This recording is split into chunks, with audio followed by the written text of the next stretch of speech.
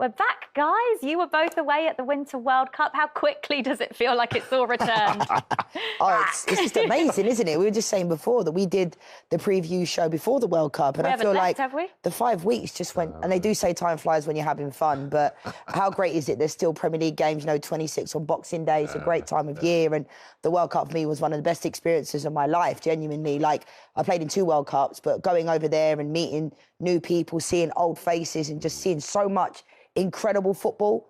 Every single team, Morocco, all the players, the Messi story. I mean, we could be here all day talking about the World Cup. I had a great time. I loved it. But great to be back with the Premier League now. And Premier League players were stars out there, weren't they, Darren? They were. Also, do you know who else were stars? You guys, this show is so popular around the world. This show? I cannot begin to tell you the amount of people... How many selfies did you get asked for, Darren? 1 or 2, to be fair. It's actually true. I thought... I thought when I was out there, I thought to myself, they can't possibly recognise me from this show. But they do, and they said, Jules, they actually asked. They really did, Jules. He's not lying either. Like, literally, everyone was coming up to me and I'm thinking, I've not been here to work on television for 4 years. I think I'm pretty good, but I must have left an impression. But they actually saw our show was on when I was over there. That's so it's amazing. So if you're watching over there, we're here. We're exactly. Still here. You know what? What's interesting is I think everyone was questioning what the return of the Premier League would be like. And obviously we've got to wait until Boxing Day to see the full set of fixtures. But we got a bit of a taster, didn't we, in the League Cup this week, particularly with the intensity between Manchester City and Liverpool. I mean, what a game. And that just went to show, didn't it? That it can come back with a bang. I mean, these players, I can't even imagine. They must feel like yo-yos because, when I was over there, I heard that Granit Xhaka went straight to Dubai to meet up with the Arsenal team from the Switzerland camp. I mean, these players are like machines. And I know a lot of the time people talk about how much money footballers get paid, but we're all human at the end of the day. And the fact that they're still here, and that game last night was absolutely incredible. The intensity, the players individually, everybody wanted to win. And they look like they'd not even been away. They look like the Premier League season is it might even get better now than even before the break. You never know, but it was brilliant, wasn't it? Yeah, absolutely. I think what we always see is that when around about the festive season, you do get freak results because teams have to dip into their squads. And I think we'll see 1 or 2 on Boxing Day. But I think if you throw in the added jeopardy of the World Cup as well, and the differing levels of fitness. Some players will come back hot, if you like, in terms of being at it. They've been playing at a high intensity, and then you'll get the players who aren't quite there, but are hungry to kind of match that. And so I'll be very interested to see how, not just the top teams, but even the teams of lesser supposed ability play on Tuesday. But I do think there'll be 1 or 2 freak results. Welcome back to Team Talks. The Premier League is back with a full match round starting on Boxing Day. At all 10 matches, there will be tributes paid to England World Cup winner George Cohen, who sadly passed away today at the age of 83. The fullback played his whole club career at Fulham, who will mark their respects ahead of their game away to Crystal Palace. Let's look ahead to another of this weekend's matches now, with Arsenal hosting West Ham. We can hear from David Moyes, but first, Mikel Arteta. Period for any football supporter, and if you're brought up a football supporter and you're from the UK, it's very exciting. I think if you come from the other countries, or you look at it, where maybe they don't play over like Christmas and Boxing Day, I think quite often people would say, how stupid is that? Why are you playing so many games over Christmas and New Year? And I think we all probably think that, but it's very much part of our culture. And certainly if I wasn't a manager or I hadn't been a player, I would have been out watching it. Nice to see you again. Hi. Premier League's back. It's all very well having friendlies, nothing like the real thing though, is there, especially when you're 5 points clear at the top of the table? Well, it's been obviously an unusual period with the World Cup, but a period as well that we have used pretty well to train certain things that we needed to train, to spend some time and focus as well on players that they haven't been with the national teams, and now everybody's back apart from Saliba, who is going to be back hopefully tomorrow. And let's crack on again for the second part of the season, which is going to be interesting, intense, and very looking forward to it. You're in such a good place before, and it is a step in the unknown, isn't it, for all of the teams? We've never had this before. Yeah. How do you go about recreating that momentum, having had that 6 weeks off? We need to do that on the pitch. We have talked a lot about it. We know the importance of starting strong again. We're playing at home. It's a very special day in the Premier League history. It's a very special family day to play football. It's an incredible atmosphere that day, and we want to make the most out of it.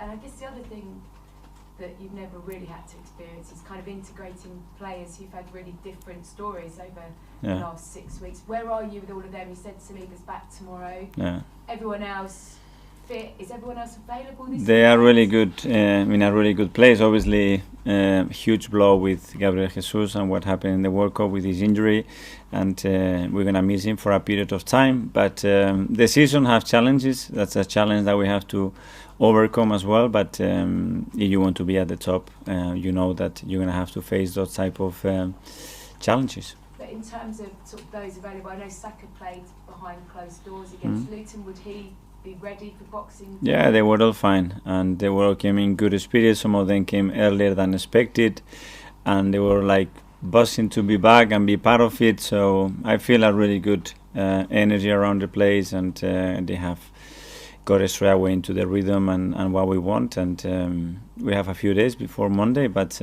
we are good. Yeah, so apart from Saliba, all of your World Cup, everyone is here, yeah, all in contention and in good place, yeah. And coming back to Gabriel Jesus, I sort of know you said mid-February. Is that still the case with him? And also, can you just tell us about Reece Nelson and Emil Smith-Rowe? Yeah. They are with Gabi, it's very difficult to put a time frame. Obviously, it was a significant injury, and knowing him, I prefer not to give any dates away.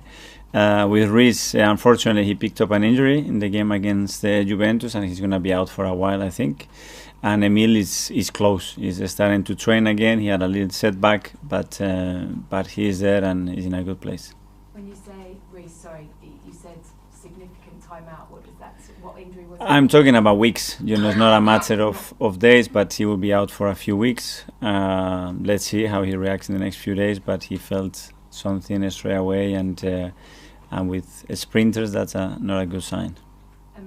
You said the injuries, particularly to Jesus, wouldn't change your policy in January in terms of transfers. Do you stand by that when you maybe look at what you did this January and you didn't bring anyone in and you got very close but not quite there? Did you maybe learn from not strengthening that there? What else were you taking? That I said what with Gabriel Jesus? Well, because he's going to be missing, so you didn't want to put a time frame on it, but you sort of said mid-February. I didn't say February. Oh, sorry. I never said February. Said mid-February. Is that not the case then? I never gave a date, so that's not words that I never used, and I haven't used any words right now. I said that we don't know. It's going to take some time for sure. Obviously, he's gone through surgery, so that tells you the extent of the injury. And we will be in the market, always active. That's what I said, and we will assess the biggest opportunities that we have. Has it maybe prompted you to be a little bit more active in January? We are going to be active, and active means that always we look into strengthen the team. This squad still doesn't have the luxury of not maximizing every single window, and we have to do that because it's really important. But then we want to get the right profile, the right player, and a player that really is going to impact the team and take us to the next level. And just finally for me, because I haven't asked it for 6 weeks, and if I don't ask it, you'll probably worry that I'm not doing my job. Gabriel Martinelli, there are reports he is edging ever closer to a new contract. No, is that the case? No news.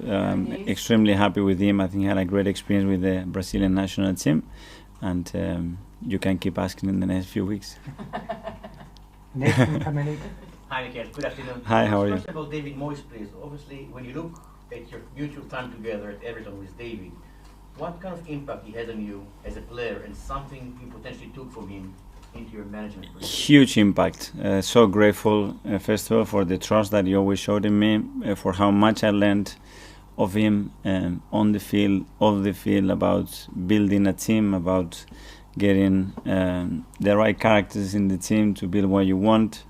And he was extremely supportive all the time with everything that we did together, and I had incredible memories with him because we had a very successful time together.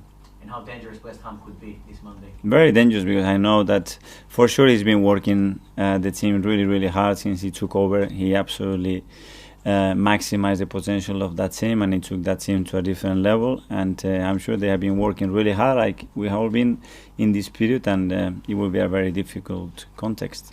the first part of Arsenal season was very positive, but what impressed you the most? Probably the level that we showed and the consistency that we showed within that level, which with the group and the age of the we have is not easy, but we showed real maturity in certain moments, especially against big opponents, and the focus is to play better every single day, to keep growing individually and collectively, and keep deserving to win matches. That's all we can hope. Then football is a very tricky game. How much do you think you will have to adapt your coaching and management, mainly in terms of the squad rotation and recovery, because there was a World Cup in the middle of the season?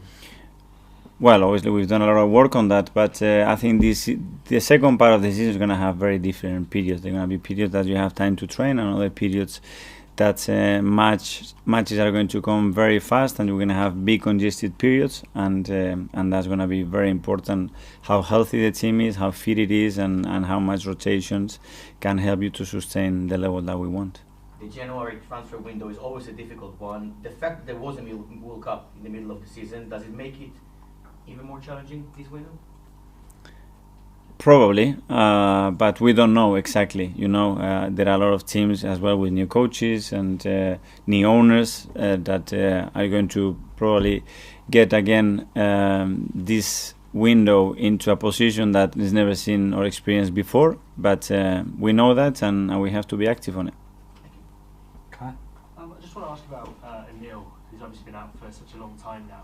When Granit was out for a similar period last season, you sort of kept him quite close to the team. Have you done something similar with Emil just to try and keep him feeling like he's part of the group? Or is he allowed time away? We've done a lot of things with Emil. Sometimes he's been very close. Sometimes he's been in different places as well to see different environments. His attitude has been great. This is part of any career, any development career, to have periods when you are out, when you have injuries, long-term injuries, and he needs to react to that. And for sure he's got all our support. And it's a huge talent that we need for the second part of the season at his best, because his contribution is going to be key to the team. What are the kind of environments that you've sort of been putting him in? Different kind of environment, different sports, and to places, to people that he could inspire, that he can give him certain perspective as well, a little bit about his situation, and I think he has taken a lot from it. Simon? We saw, Mikel, that before you went out to Dubai, you got to go over to America to see the owners. What was that like, and what was it you came away from there feeling, and the emotions you had after? We are always connected, and I think that relationship is getting stronger and stronger, and they've been over many times. We've been there a few times, and it's a very a special relationship right now, as well, to understand the way they think about sport, what they've done in other sports and with other franchises, and the ambition is there, and the alignment is certainly there as well. So it's very positive to spend time together. Given where we are with January coming up, was it important to meet then and have that meeting at that Well, it was the time that we had some spare time as well, so it was very useful for everybody to do it in that period. And just lastly, we know that Fulham have been interested in Cedric. Have you taken a decision on what's going to happen with him, and can you afford to let anyone leave given the amount of fixtures? Well, we know where we are in terms of the squad and the numbers that we have, so we're going to be extremely cautious about what we're doing in this window. Nick at the back. Is it realistic to expect that William Saliba will be involved in the match on Monday? Let's see, depending how he comes back as well, you know, and obviously we have the data, what he's done in training in terms of minutes. He didn't participate much, but it was a huge experience for him as well. So let's see, when he gets back, we'll make the decision. You haven't had any contact with him, you don't know how he's sort of feeling after? Yeah, we have, of course, a lot of contact, but something else is on the phone, and something else when he's present, and we can actually talk to him directly and see how he's in training, see how he's feeling as well, and get in the rhythm. Just a final one. What are your views on this proposed the Club World Cup tournament, which will have so many teams in it in 2025? Presumably Arsenal will be one of those teams invited to play. At the moment, no opinion. I think it's very raw, and we are focusing in what we have to do today, and I don't think our opinion is going to count much anyway. It's an English tradition, isn't it? We love all of the Christmas football, and what a time to have all the football back as well after the World Cup break, with Arsenal top of the Premier League table, 5 points clear, Leanne. It's theirs to lose, so how will they handle the pressure? I think I'm probably one of the only people that I feel like for a few months, even before the World Cup, was saying that they can do it. You know, I said, if no one's going to try, you know, and just say, oh, Man City are going to win it every year, no one else might as well bother turning up. And Man City, we know they're one of the best teams in the world, but the only thing that concerns me now is about Gabriel Jesus being injured. I think it's obviously, people spoke about this before, if Arsenal got any injuries, and Nketiah will probably come in and he's just not at that same level as Jesus. Now, Jesus wasn't scoring, but it's what he brings to the team. So they've obviously got top players, but for me, you know, players like Odegaard, Martinelli, they've been brilliant. Partey, brilliant. Saliba, coming back off loan. So, you know, I think they can do it. I genuinely do. And I think it gets to this point where I don't think Arsenal fans believe it yet, because obviously last year, it was theirs to lose in the top 4, and then they ended up throwing it away. They're 2 games in hand. But I genuinely believe you've got to put some respect on Arsenal's name, because they've been very, very good. And at times when I've called for Mikel Arteta, I'm like, well, why has he not been questioned in his job? We're now seeing the plan come into fruition of what he's been doing for a long time, and I think they've been brilliant. I really do. 5 goals, 5 assists. That's what they're losing with Gabriel Jesus. But as Leanne points out, it's not just in that contribution in terms of numbers. It's what he does for the rest of the team on the pitch and the space he provides for the players around him as well. If we believe what Arteta said in his press conference, that Nketiah will probably start down the middle, do they have enough firepower with him, Martinelli, perhaps Emile Smith-Rowe coming back to fitness as well in the team to provide a bit of spark up top? Well, the players that you mentioned can provide goals. There are other players who can step up to the plate and score goals, but none of them possesses the ability to draw defenders out of position, worried defenders out of position, to provide the space for other players to score goals and do what they do best. They have scored goals, Arsenal, in pre-season, or this mini pre-season before the restart, and they have won games in that pre-season as well. And Arteta, as you would expect, is being quite bullish. What I think will decide this game is defences, because Arsenal's is far better. You were talking about Saliba, and Saliba's the leader at the back. Gabriel alongside him has been terrific at both full-back positions. I mean, Tomiyasu's superb, and he can't even get into the Japan side at the World Cup. I remember watching World Cups saying, where's Tomiyasu on the bench for? Yeah, you know, that's how good they are. But and at the other full-back position, of course, Zinchenko is fit, is playing. And Tierney's not even really getting a look in. Absolutely. That's what's going to win this game, because if you look at the West Ham side, they're not as convincing at the back, and they've lost, it would appear, their 2 main strikers, Antonio and Scamacca. So it does look that even if Jesus isn't available, they do have the goal scorers in the side. I think Nketiah, he needs more experience. He certainly doesn't have the experience of winning 4 titles that Jesus has, but he can score goals. And if they can get goals in this game, they'll win it. How will he manage that pressure that will inevitably be on him? He knows he's coming in to replace Gabriel Jesus. Will it be okay for a player of his age and experience level to sort of have that on his shoulders? Will he be feeling it? I think he's been around Arsenal long enough now. You know, he had a loan spell at Leeds, but I think this is the opportunity that he's been waiting for. There was talk about him saying he wanted to leave and then he re-signed another contract. So this is what he's been waiting for. So he needs to step up. Do I think he can? Yes and no, really. You know, obviously when he made his debut, he scored in the League Cup, but it's a different level. You know, no disrespect to the League Cup, but I think playing in for Arsenal, leading the line, this is the chance what he's been waiting for, and he needs to take it with both hands. There's no reason why he can't. And I agree with what Darren said about Gabriel Jesus. You know, the work rate of that guy is incredible. The way he brings, you know, he's always got that. That's what Nketiah, him and Nketiah are so different, aren't they? Yeah. But this is the chance, and if I was Nketiah, I'd be really delighted he's going to get this opportunity, and Arteta believes in him, because otherwise he wouldn't be playing him. I've said before, Jesus is the kind of guy, he plays like a pirate with a knife between his teeth. You know, he's got that kind of edge and that drive, and he gets into scrapes, and he's a street fighter in a way. And Nketiah's a nice boy, but he needs to develop that edge. He needs to be a nuisance for defenders and give them that kind of trouble that Jesus gives them if he is to make an impact in a game like this, because it's likely to be a tough game, a physical game. It's a David Moyes side, and bear in mind, Arteta played for Moyes at Everton, and he's been talking in the press conference about the impact Arteta had on his career. It's going to be a tough game, and Nketiah has to be ready for that. If he is, then they'll come good. If not, then maybe West Ham might be able to sneak a point. From a football writer's perspective, Darren, do you still have in your circle of friends in the media world and amongst the journalists? Do you still have Arsenal down as favourites to win the title? Or is it Man City? Does everyone just expect Manchester City to catch them? I think most people expect City to do it because they've gone the course and the distance before, because they've got the players, because they have Haaland, but not just because they have Haaland, because, of course, they won it last season without Haaland, scored nearly 100 goals.